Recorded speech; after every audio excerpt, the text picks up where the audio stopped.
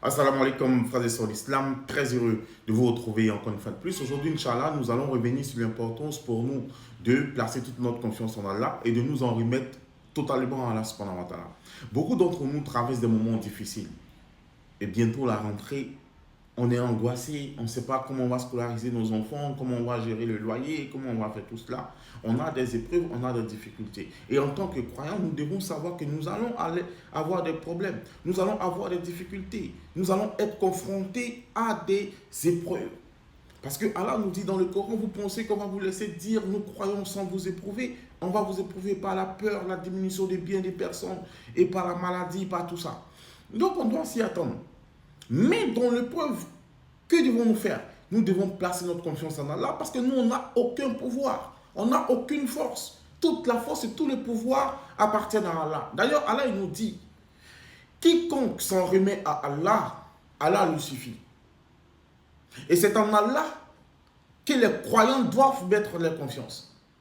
Donc nous, on doit savoir que Allah il a un plan pour chacun d'entre nous. Allah n'oublie personne. Tant que ces personnes n'ont pas oublié Allah. Parce que Allah nous dit dans le Coran, ils ont oublié Allah. Allah les a alors oubliés. Donc si tu oublies Allah, Allah il t'oublie, il t'ignore. Donc dans tout ce que nous allons faire, il faut penser à Allah. Dans tout ce que nous allons faire, il faut mettre Allah devant. Et billahi, vous n'allez jamais mettre Allah devant et rester derrière. Jamais. Parce que Allah va vous tirer vers le haut. Et peu importe les difficultés que vous avez, peu importe les problèmes que vous rencontrez, Allah nous dit dans le Coran, à côté de la difficulté, il y a certes une facilité. Et jamais Allah n'impose une charge à une âme, une charge qu'elle ne peut supporter. Et ça, il faut comprendre que quand tu as un problème, c'est parce que Dieu sait que tu as la capacité de trouver la force de résoudre ce problème-là. Et il nous donne ici une astuce dans le Coran. Il dit chercher le secours dans quoi? Dans la prière, dans le jeûne, dans l'endurance. Subhanallah. Beaucoup d'entre nous aujourd'hui, nous sommes impatients et nous ne sommes pas endurants. À la moindre difficulté, on perd la foi. Alors que Allah nous a prévenu qu'on aura des difficultés. Mais pourquoi on désespère de la miséricorde d'Allah? La délivrance va venir. Soyons patients, soyons endurants. Peu importe le problème, la délivrance va venir. Parce que Allah nous dit dans le Coran, il est lui le secoureur des croyants. Ça veut dire que Allah, il vient à la rescousse des croyants. Il vient prendre la défense des croyants. Et si Allah prend ta défense, il ne connaîtra pas de défaite. Le plus important pour nous, c'est d'être croyant. D'être sincère dans notre foi. Sincère dans notre engagement envers Allah. Quand Allah te dit dans le Coran, ne te décourage pas, ne t'attriste pas. Très certainement, tu auras la victoire si tu es un vrai croyant. Donc nous, mes frères en islam, notre combat doit être à quel niveau? Au niveau de notre foi. On doit se battre pour que notre foi augmente. Nous, on se bat aujourd'hui pour que notre fortune augmente. Pour que nos biens matériels augmentent. Pour qu'on ait plus de terrain, plus de maisons, plus de voitures, plus d'argent. Ce n'est pas ça le plus important. Le plus important ici, pour nous, c'est de se battre pour avoir plus de foi. Que notre foi soit grande. C'est ça le vrai combat. Parce que le cœur, on doit le purifier. On doit purifier notre cœur.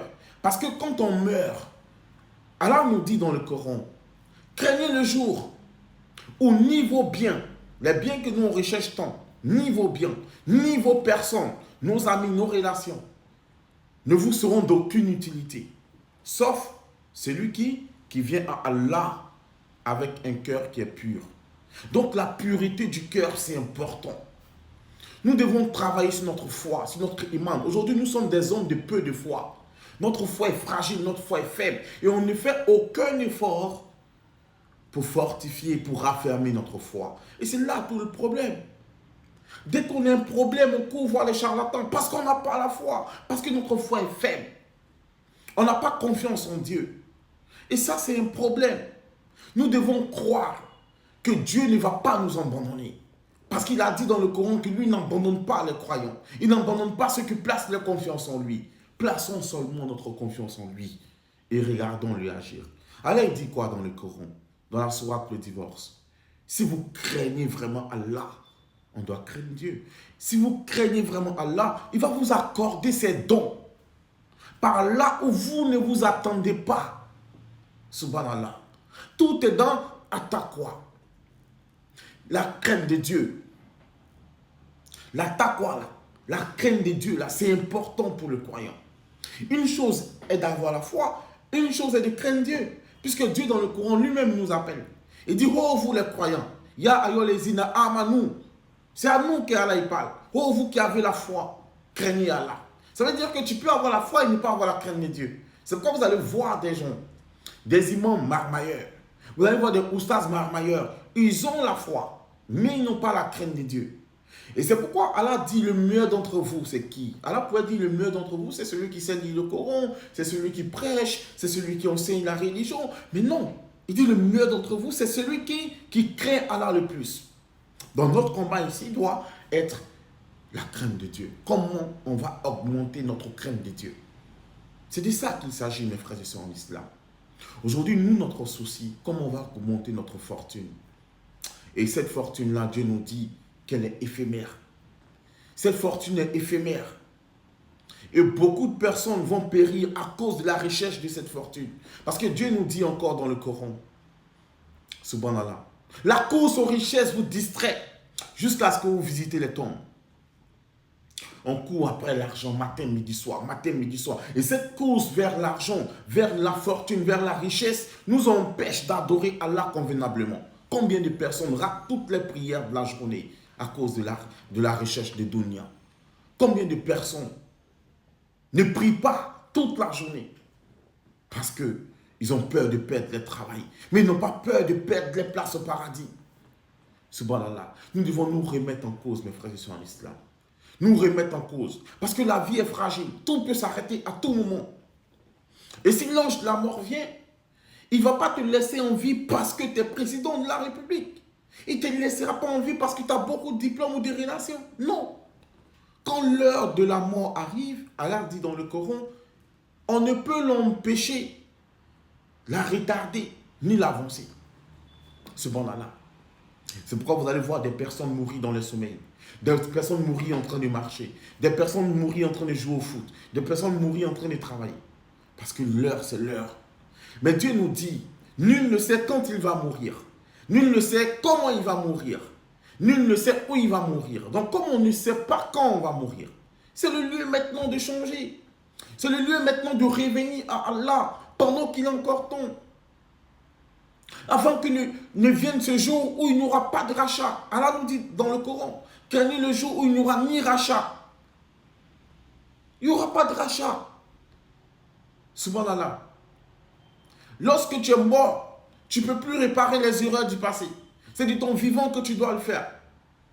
C'est de ton vivant que tu dois retourner vers Allah avant que ne vienne le jour où tu seras forcé de te présenter devant lui.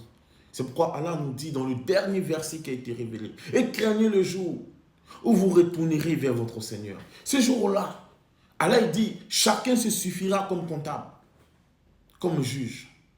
Subhanallah. Craignons notre Seigneur. Et craignons ce jour-là où on va le rencontrer pour rendre des comptes pour tout ce qu'il nous a donné. La vie qu'il nous a donnée, on va rendre des comptes pour ça. La santé qu'il nous a donnée, comment on a utilisé cette santé. Notre jeunesse, comment on l'a utilisée. Notre fortune, comment on l'a utilisée. On va rendre compte de tout ça là. Notre vie, comment on l'a gérée. Le temps qu'il nous a donné, comment on a utilisé ce temps-là. Quand je vois des gens gaspiller le temps, alors que le temps est précieux, on ne sait même pas combien de temps il nous reste. Pour le reste du temps qu'on a, prenons soin de notre foi, prenons soin de notre relation avec Allah subhanahu wa ta'ala. Faisons beaucoup de bonnes actions, comme l'a dit le prophète Mohammed sallallahu alayhi wa sallam, et je vais finir avec ça. Le prophète dit sallallahu alayhi wa sallam, il dit, viendra une époque où empressez-vous à faire le bien, car viendra une époque où il y aura des tentations, des troubles, des tentations, où l'homme se trouvera croyant le matin et mécréant le soir. Ou croyant le soir, mécréant le matin. Il vendra sa religion pour les biens éphémères de ce bas monde-là. Subhanallah. Qu'Allah nous en préserve. Qu'Allah nous guide sans cesse sur le droit chemin. Qu'il fasse de nous des bons musulmans. Qu'il fasse de nous des musulmans pieux, sincères. Qu'il nous guide davantage sur le droit chemin. Qu'il nous donne la force de continuer à le prier, à l'adorer, de jour comme de nuit, durant toutes nos vies, jusqu'au jour de la rétribution. Qu'il purifie nos cœurs, nos âmes ainsi que nos esprits, qui nous rendent meilleurs dans notre comportement et qui nous accorde une bonne part ici-bas, une bonne part dans l'au-delà et qui nous protège des flammes de l'enfer. Assalamu alaikum.